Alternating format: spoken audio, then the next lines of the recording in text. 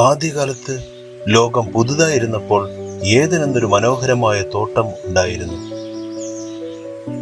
അതിൽ നിറഞ്ഞു നിൽക്കുന്ന ഏറ്റവും വർണ്ണാഭമായ പുഷ്പങ്ങൾ, ഏറ്റവും രുചികരമായ ഫലങ്ങൾ, ചെപ്പിച്ചിറകു തൂവലുകളുമായി പറക്കുന്ന പക്ഷികൾ.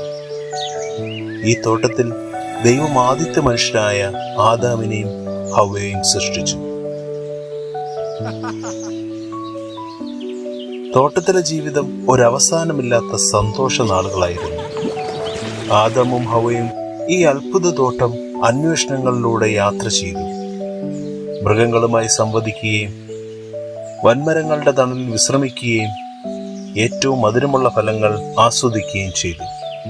മരങ്ങൾ അനവധി ഉണ്ടെങ്കിലും ഒരു പ്രത്യേക ശ്രദ്ധേയമായ ഒരു മരമുണ്ടായിരുന്നു.